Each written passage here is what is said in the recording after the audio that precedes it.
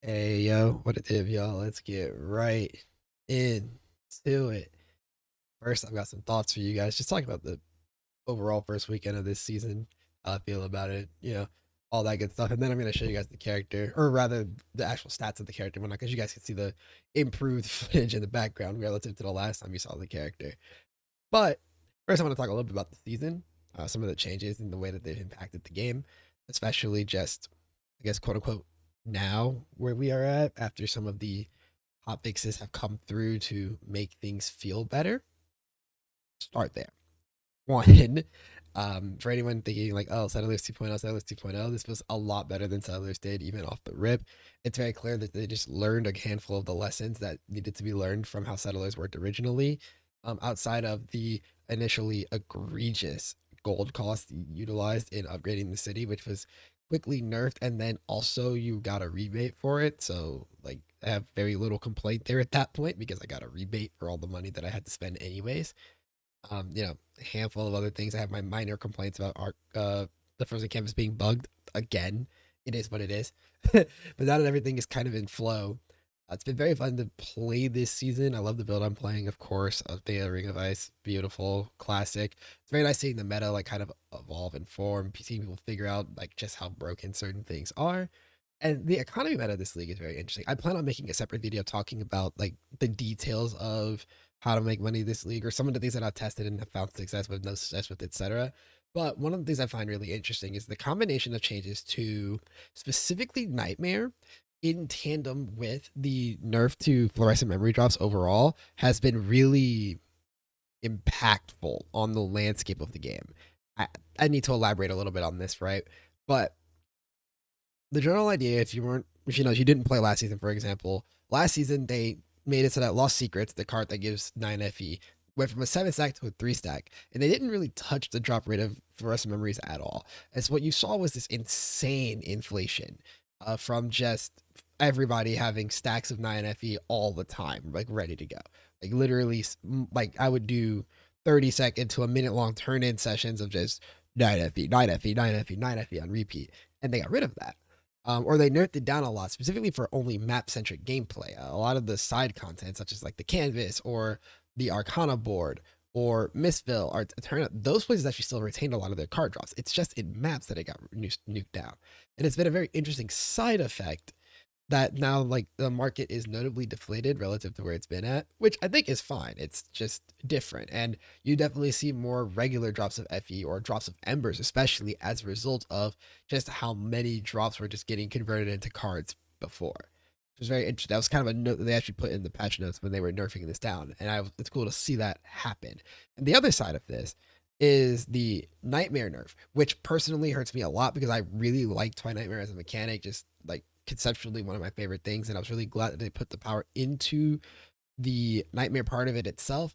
They went a little bit further this patch with really pushing the power into the Nightmare and taking it out of the Dream by removing the access to Sweet Dream Lightning via just killing elites. And it's very noticeable in the speed of the mechanic, which I feel like, yeah, that sucks, but it's workable. But also noticing that Dream no longer just permeates every mechanic as a better version of God of War. And I think that's really good design. Like God of War's thing really has just been speed and AoE, a very, very, very limited amount of loot value at all from that mechanic. And so I'm glad to see Dream be pushed back into Dream value as opposed to the fact that just spawning Sweet Dream Lightning made your maps infinitely faster, no matter what your intention with the Dream mechanic actually was at that point. And gets rid of that dumb thing where you get a nightmare and you're like, fuck, where's my dream at? I hate the sweet dream. I hate not having my lightning. Sucks for those of us like me who really like Nightmare as a whole, but I think it's actually more interesting now that strategies no longer need to include Sweet Dream Lightning, especially for forcing up character power in ridiculously overtuned fashions. Basically two-shotting juiced up judges and whatnot should not have been a thing in the first place. It still exists. It's just significantly less reliable, and that ends up really taking a lot of the wind out of it. The last thing to talk about here, especially as we get ready to go into talk about my character in particular, is actually the change to burst activation and quite frankly all of the movement skill nerfs, like the movement speed nerfs overall. But the only one that I have direct experience with is obviously burst activation. Some of the footage you'll be seeing and we'll see it in the character. I did upgrade to burst activation on stream last night. That's the time of recording, right? I did upgrade to burst activation and set up the surging inspiration burst activation setup properly so that it basically did nothing to my damage, but it made my uptime 100% and all that good stuff. And the first thing you notice is just how slow you go. Going from having four charges of frigid transmission or blink to taking a 40% MS penalty because I put on burst activation, in addition to having to give up that movement skill because I need to run Path of Flames in order to actually trigger my stuff. I'm at the point where I will probably just have a blink on my bar anyways, just because it'll make my maps that much faster compared to like trying to run like blurry steps or something, because it is just nightmarish how slow it feels without like really indexing into movement speed. And I get the intention of the nerf. I think it's probably the right way to handle the problem, which is that auto bomby playstyle, that perfect uptime playstyle is still extremely valuable, right? It still has a lot of intrinsic value to it. And hitting it in the movement speed is very clearly the right place to attack such an efficient playstyle. If its damage is perfectly efficient, if its movement is perfectly efficient, if its targeting is perfectly efficient, there's just no reason to not do it. And so I think hitting the speed is the one that will discourage people the most, because it doesn't actually take away from the top end output, right? It does not make it incapable of doing bosses. It does not make it incapable of doing all sorts of things. But what it does do is really damage its ability to compete as a speed farmer, right? You get more speed farming value out of being willing to be a little bit more active in the process. And I think that's intelligent. I'm actually a big fan of that. Now, with all of that said, we can go in game very quickly here. I will show you the updates to my character because I didn't really cover it here, but we've gone from, what was it, like 5 billion DPS ish in my previous video to now, when I'm not running any speed oriented things, I'm close to 50 billion at the moment. And you'll get the codes in the description for that, so you can like see how we're going. And you can even tune in on stream to watch me play it live and ask me questions about how to construct it, or if your build needs any help, yada yada, all that good stuff. Let's go in game so I can actually show you the character. Alrighty, now that we're in game, let's talk about it. If you can't, if you're like, oh my god, I can't hear the game, that's intentional. The sound bug is ridiculous. I don't want it messing up the quality of my audio and making me having to redo it. So I'm just turning off the sound for the sake of making the video for now. Now, you'll see my damage. It's pretty good. This is in full damage mode, by the way. Like in terms of just like, I usually don't actually run all of these things. Like you can see it spiking up to 50 when all my buffs are active and everything, and it's beautiful. I don't usually run in this setup. It is because I am on burst activation. I mentioned it earlier. This nerf right here sucks. 40% movement speed reduction for 2 seconds when activating spell burst with the skill. It is so painfully noticeable. So painfully noticeable. And so you just kind of have to suffer through it. It's too much quality of life, and it's going to allow me to scale the build further. But man, does it suck. And so, Path of Flames, 6 links, I can run Heat Wave and try to like kind of offset that a little bit. And I usually map with Blurry Steps here instead of Secret Origin Unleash, which I'm still wiggling some stuff around and figuring out exactly what the right optimal way to do all that is. Well, you know, the things to play around with as I keep going, right? Could even consider dropping something for swiftness, or maybe swiftness and keep the buff skill. I don't know. I gotta mess with it more. I need to get a rampage candle for the same idea to go crazy. But let's talk about things that have changed since the last time we saw the video, which is a lot, actually. We'll start with the ring, and it's actually because this ring currently is not that much of an upgrade yet. Like if you see me with this priceless ring and you freak out a little bit, you'll notice this is just +1 and some damage stats and like yes. And this is also just +1 and a lot of percent more damage. Like the fact that this is just +1 and 19% raw damage, and it also like gives blessing generation is stupid. And I was wearing 2 of these up until about yesterday, like really late last night, like after stream last night. This is a ridiculous ring, extremely overtuned. It carries you quite a while. The only reason that I ended up going for priceless over double corrupting on these is specifically because rings can get these basic fixes are things that I will want in the future, right? Being able to slam on, say, oh, I don't know, +1 focus blessing or +1, potentially +1 tenacity blessing. There's a setup that I've been looking into for my 75 too, which we'll talk about that in a moment. That like makes me want to consider like that plus dream talking if I want to get a curse or like another place for +1 blessing. If I feel like rolling on weapon is kind of inefficient, which I think it actually might be better to roll on ring than weapon for +1, but it's neither here nor there. But just know that Heart of Magic really carries a lot of its weight. Then, of course, we have to talk about the big elephants in the room: Israfel's laws, Surging Inspiration. Undying Faith is actually not that expensive an item, so it's not really needs to be mentioned itself. But Surging Inspiration and Israfel's laws, huge damage increases.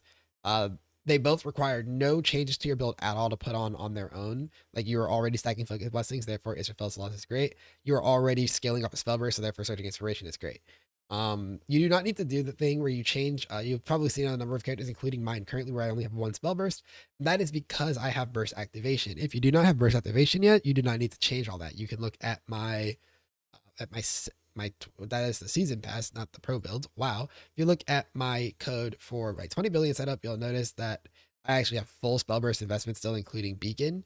So this character has like 4 spell bursts at that time, and that's because Surging Inspiration doesn't really like benefit you dropping spell bursts yet immediately on its own. It is through the synergy with Path of Flames and burst activation that you then drop your spell burst, so that my channeling of Path of Flames activates my spell burst that frequently. That's the whole idea. It's also the reason why I can hear everyone wondering why the corruption on this line here is so strong. Making it gain 2 stacks means that I can go up to 2 spell bursts, and going up to 2 spell burst is beyond ridiculous, right? I'd be able to respec this and basically double my damage. That's going to cost a lot of money though, so we're not doing that quite yet. Other things that need to happen. This belt is still the same trash ass belt from the last video. It's because I haven't thought of a reason to change it yet. I don't even know if I need the sealed mana compensation anymore after doing some other stuff messing around with my character. I think I could literally get rid of this and nothing would change. Which means I'm going to probably like make a new belt and blend it and whatnot. I'm just thinking about if I want to just go straight to priceless or if I want to do other priceless items first before going priceless belt. Because the priceless belt slot, if you didn't know, is mostly defensive, but the CDR is very valuable for Path of Flames. Yes, the CDR support on my Path of Flames is actually not optional. It is really strong. It increases the amount of times that it triggers. So CDR here has a lot of value, and I probably will consider taking it here over double damage. Even though double damage literally translates to damage, the CDR is very good. And it will also let me then get like less damage taken, which is really strong because defensively the character needs to start shoring stuff up. Same reason I need to get a priceless chest instead of this Undying Faith. But I need to do some math on if I can afford to get rid of both sources of sealed mana comp that I have currently, or if it will end up messing things up and forcing me to find a solution. So some tweaking and tuning to be done there, right? And that's kind of the like overarching thing of the characters right now. We're just doing a lot of tweaking and tuning because I haven't played it with this version of Surging in a little bit. I like played Surging characters previous, but I didn't do the really like degenerate Path of Flame stuff because I was always worried about the speed of it. But we'll figure it out now. Other things that are worth noting, right? When I talk about the construction of the character that is different from before, my slates are a lot better. And this is where I want to end, like, give my last like big tip for character progression. It's that slates are really easy to craft right now because of a change that was made this season in the patch notes. There was a change that made it so that you can get divinity packs from the cube now instead of other things. And so that means that these things, these divinity packs, are really cheap. Like look at this, 200 FE. These, I remember this one in particular being 1800 FE last season at pretty much all times. And part of it is definitely due to like the ridiculous inflation that I mentioned earlier in the video. But the other part of it is that it was really rare because it would only come from the big bosses. Like I'm talking like, I think it only really came from Lawbringer 2 and 3 potentially. We can go check that very quickly actually. Great Void. So Lawbringer, or Lawbearer, my bad, not Lawbringer. Yeah, 3. You'll see all these packs. This is the only place these used to come from before this patch. And so these were always turbo expensive for how strong they were, and you would never actually really get to use them. And so that's why corners were always so popular, because you would end up getting just a lot of strong corners instead of having really, really strong slates. But now these suffixes were crafted deterministically, basically. I technically gambled a little bit, and I actually lost the gamble on the +1 focus blessing here. I was trying to hit 8% because I already have +1 focus blessing here, so I have to recraft slates. It is what it is. Small price to pay. But this was an easy gamble to do because the divinity pack is so cheap then I just went and said, like, for example, right? You could go in the talent tree and see this, or you could see it when in the crafting menu itself, right? If I'm in here, a fixed list, legendary talent node, you'll see there are only 3 legendary talents in Goddess of Knowledge. This is why this one is so expensive, by the way.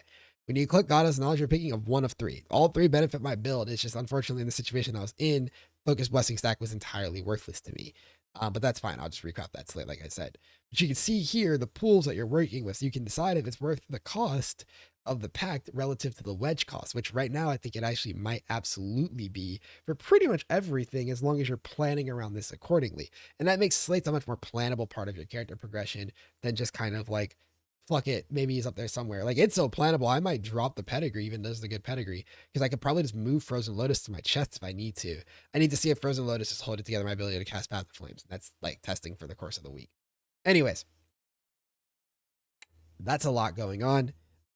Like probably way too much information. Probably didn't even get all of it because it's quite frankly, again, a lot going on. So if you have any questions, comments down below, you can ask in my Discord. You can come by to stream when I'm live. I stream in the evenings primarily. No more turbo degenerate ridiculous streams like I did over the weekend because it is in fact the week and I have work. I do not do this full time, obviously, right? Nowhere near enough viewers for that. So I stream when I can, and love to hang out, answer questions. Don't even have to be questions about this build, can't be questions about your own build, etc. I'm just here to entertain and please. Thank you guys for watching. Hope to see you in the next one. Peace out.